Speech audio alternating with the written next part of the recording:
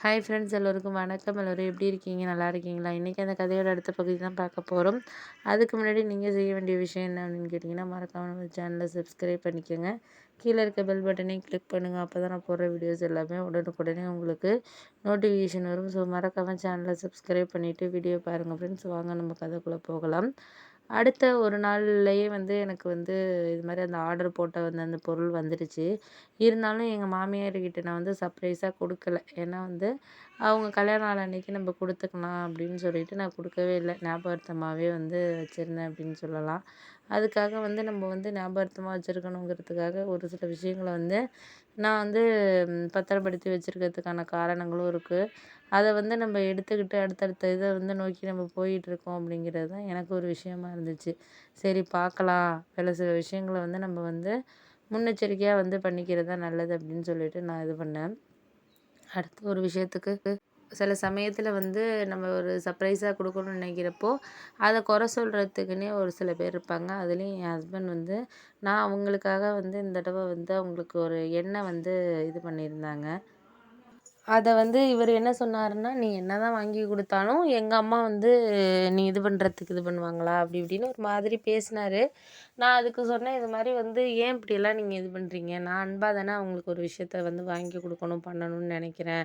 அப்படின்னோனே, "இப்போ உனக்கு நீ வேலைக்கு போனோனே காசு இருக்கறனால, எங்க அம்மாவுக்கு நீ வாங்கி குடுத்தா இது பண்ணணும்." அப்படின்னு ஒரு சில வார்த்தைகள்லாம் பேசினாரு. அது எனக்கு சுத்தமாவே பிடிக்கல. "என்னடா இவரு இப்படி பேசிட்டு இருக்காரு?" அப்படின்னு சொல்லிட்டு எனக்கு ஒரு மாரி வெறுப்பா தான் வந்துச்சு.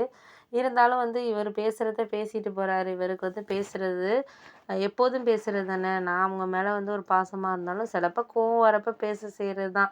ஏன் அப்படின்னா, நம்ம என்னாச்சும் ஒண்ணு செய்யாதப்ப செஞ்சேன்னு சொன்னாங்கன்னா, அப்பைக்கு நம்மளுக்கு கொஞ்சம் கோவம் வரும். இல்லாத இருக்குங்கிற மாரி.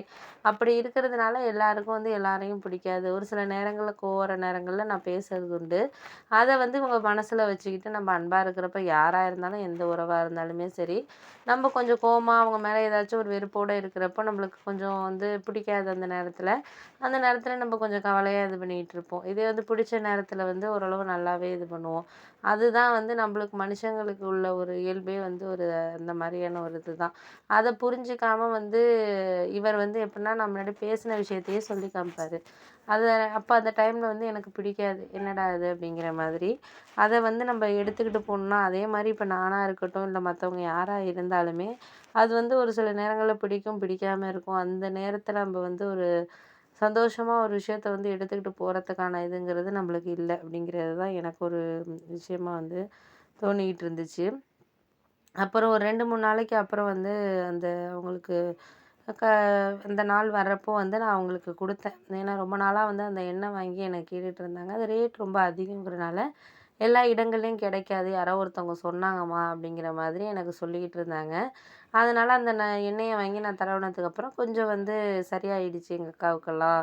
அவங்க பையன் ஃபாரின்ல இருக்கனால வாங்கி குடுத்துருக்கான் அப்படின்னு சொல்லிட்டு சொன்னாங்க. நான் அன்னைக்கு நான் அவங்களுக்கு குடுத்தோனே ரொம்பவே சந்தோஷப்பட்டாங்க. இவர் சொன்னது மாதிரிலாம் அவங்க நினைக்கவே இல்ல. "பரவால்ல ரேணுகா, நீனாச்சும் எனக்கு ஞாபகம் வச்சு என் கால் வலிக்கு இந்த அளவுக்கு மெனக்கெட்டு இந்த மருந்து வாங்கி குடுத்துருக்க. நான் எதிர்பார்க்கவே இல்ல. இது மாரி இது பண்ணுவேன்னு." அப்படின்னோனே, எனக்கு ரொம்ப சந்தோஷமா இருந்துச்சு. அப்படி இப்படின்னு சொல்லிட்டு ஒரு சில விஷயங்கள் இது பண்ணதுக்கு அப்புறம் தான் எனக்கு புரிஞ்சுச்சே. ஏன்னா நம்ம ஒரு விஷயத்த இது பண்ணியிருக்கிறோம் அப்படிங்கிறத தாண்டி, அது அவங்களுக்கு ஒரு சில நேரங்கள்ல சந்தோஷமான இத எடுத்துக்கிட்டு போற மாரி இருக்கு அப்படிங்கிறது தான் எனக்கு ஒரு உண்மையான ஒரு விஷயமா தெரிஞ்சுச்சு. அதனால நான் ரொம்பவே ஹேப்பியா தான் இது பண்ணேன். ஏன்னா அவங்க அவங்க முகத்துல ஒரு சந்தோஷத்த பார்க்கணும் அப்படிங்கிறத என்னோட ஒரு இதா தோணுச்சு.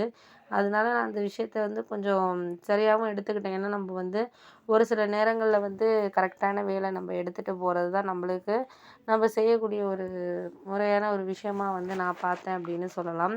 அதுக்காக நம்ம எதையுமே இது சரியில்ல, அது சரியில்லன்னு நம்ம இது பண்ணக்கூடாது. எல்லாமே நல்லா இருக்கு அப்படிங்கிற மாரி நம்ம யோசிச்சோம்னாலே நம்மளுக்கு வாழ்க்கைங்கிறது ரொம்பவே ஒரு சந்தோஷமான இதா மாறிடும் அப்படிங்கிறது தான் ஒரு உண்மையான விஷயமா நான் பார்க்குறேன்.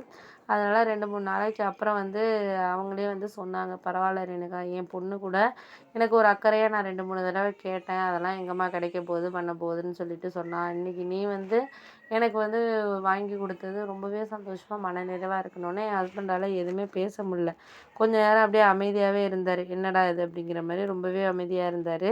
அவருக்கு வந்து அந்த நேரத்தில் எதுவுமே பேசுகிறதுக்கான இதுங்கிறது கிடையாது. அவ்வளோ ஒரு அமைதியாக ஒரு இதாக இருந்தாருன்னு தான் சொல்லணும். எனக்கு அது வந்து ரொம்பவே வந்து சந்தோஷமாகவும் இருந்துச்சு, பெருமையாகவும் இருந்துச்சு. அந்த நேரத்தில் அவங்க என்ன அதை பற்றி சொன்னப்போ.